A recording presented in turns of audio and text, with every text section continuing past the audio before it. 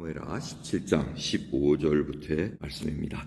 이에 후세가 사독과 아비아달의 두 제사장들에게 이르되 아히도벨이 압살롬과 이스라엘 장로들에게 여차여차의 모략을 베풀었고 나도 여차여차의 모략을 베풀었으니 이제 너희는 빨리 사람을 보내어 다윗에게 고하기를 오늘 밤에 광야 나루터에서 자지 마시고 아무쪼록 건너가소서 하라. 혹시 왕과 그 쫓는 자들이 몰사할까 하노라 하니라.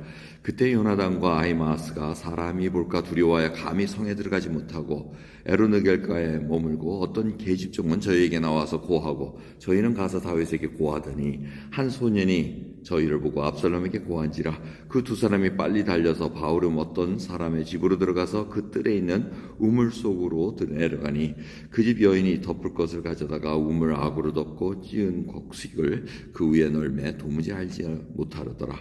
압살롬의 종들이 그 집에 와서 여인에게 묻되 아히마아스와 요나단이 어디 있느냐? 여인이 가로되 그들이 시내를 건너가더라 하니 저희가 찾아도 만나지 못하고 예루살렘으로 돌아가니라. 저희가 간 후에 두 사람이 우물에서 올라와서 다윗 왕에게 이르러 고하여 가로되 당신들은 일어나 빨리 물을 건너가소서. 아히도벨이 당신들을 해하려고 여차여차의 모략을 베풀었나이다.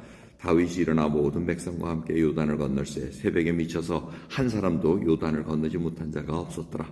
아히도벨이 자기 모략이 시양기지 못함을 보고 나귀의 안장을 지우고 떠나 고향으로 돌아가서 자기 집에 이르러 집을 정리하고 스스로 목매어 죽음에 그 아비묘에 장사되니라. 아멘. 이 아히도벨의 모략과 후세의 모략이 같이 상정이 됩니다. 그래서 그 지도자들 압살롬과 부하들이 이렇게 막 디베이트 하겠죠. 아 이게 좋다 저게 좋다 하지만 어느 게 결정된지는 후세도 불안한 겁니다. 자기 모략을 삭갈 것 같은데 혹이라도 아히도벨이 또 해가지고 하면은 일이 날 것 같으니까 지금 비상연락망을 통해 가지고 지금 소식을 전하려는 겁니다. 그래서 사독과 아비아달에게 전했고 그 사독과 아비아달의 두 아들은 무서워서 성에 들어가지 못하고 밖에 있다가 어떤 여종을 통해서 그 소식을 듣고 지금 전하러 가다가 이게 듣고 발각이 납니다. 어떤 사람이 툭 보고 있으니까 그게 두려워서 어느 집에 들어갔다가 우물이 아니고 물을 담아놓는 그런 큰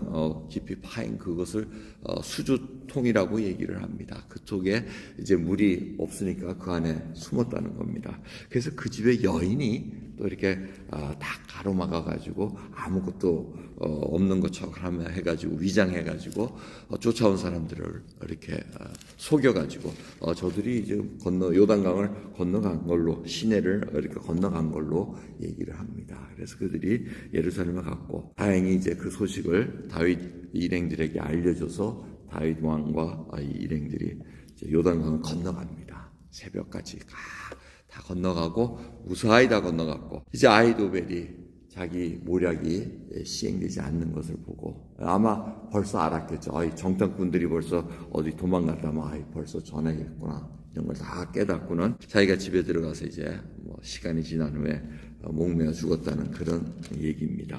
그러면서 그 24절부터 쭉 보면은 다윗이 자기 동맹국들 그 나라에 가가지고 그 성에 들어가서 동맹국 왕 지냈던 그런 자들이 다 버터와 먹을 걸 다 주면서 정비할 수 있는 시간을 줍니다. 오늘 말씀을 통해서 정말 영화 같으면 아주 그냥 아슬아슬하고 조마조마한 그런 광경들이 전개됩니다.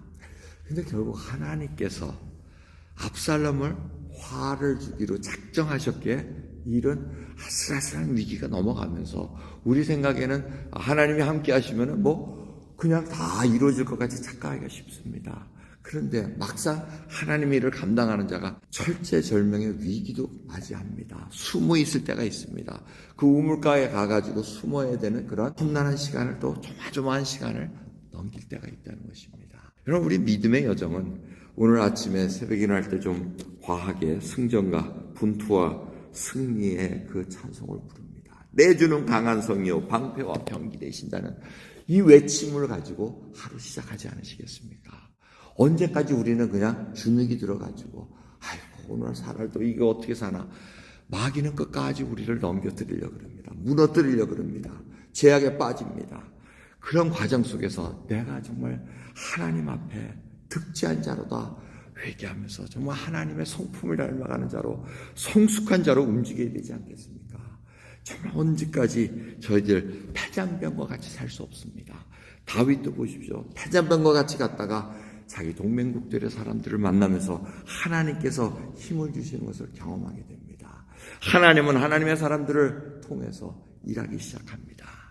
그것이 바로 믿는 자들의 한 해 우리의 가진 무기입니다. 하나님께서 나와 함께 하시고 내가 하나님 편에 있으니 누가 우리를 감당할 수 있으랴. 여러분, 예수 그리스도께서 이미 승리하셨습니다. 부활하신 그 믿음이 우리에게는 있습니까? 우리가 언제까지 적군들과 눈치 보면서 혹시 이 사람도 기쁘게 하고 하나님도 기쁘게 할까? 이렇게 할 수 없습니다. 정하셔야 됩니다.